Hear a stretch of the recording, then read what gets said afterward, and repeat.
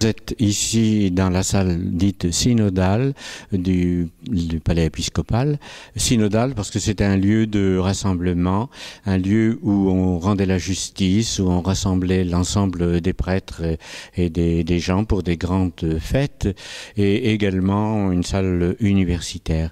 Elle était construite entre 1120 et 1150 approximativement, sur un modèle qui avait été pris par l'évêque sur le modèle de la salle de Reims, qu'on appelait la salle du tau, le tau grec. Alors ici, nous sommes dans la partie, le pied du tau. Alors cette salle est tout à fait remarquable. Elle a conservé toute sa richesse, même si elle a été sans doute un peu remaniée au XIXe siècle. En particulier, les peintures sont du XIXe siècle et elle communique directement avec la cathédrale, ce qui permet, après certains offices et certaines fêtes à la cathédrale, que les gens puissent venir ici pour prendre le verre de l'amitié.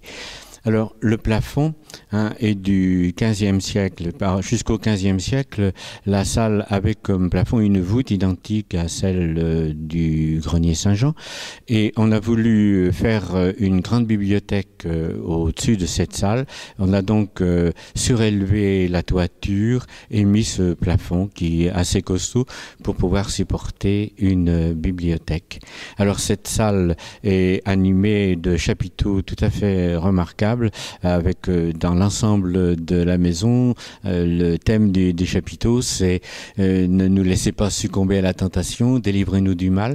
Donc on voit partout la menace, le mal, les forces du mal et les forces du bien qui sont en lutte perpétuelle. Alors cette salle est ouverte au public uniquement pour des célébrations liées au culte, pour l'instant, parce que la maison actuellement est devenue vide parce que tous les mouvements qui l'habitaient jusqu'à il y a quelques années sont partis au centre Saint-Jean, l'ancien évêché d'Angers, et actuellement la salle est assez peu utilisée. Parce que, comme pour des questions de sécurité, notamment, comme elle est à un premier étage très surélevé, les problèmes de sécurité se posent forcément. Il y a eu les dernières années beaucoup de conférences avec un peuple nombreux, mais désormais, pour des questions de sécurité, on n'a plus le droit de faire ici de rassemblements autres que cultuels.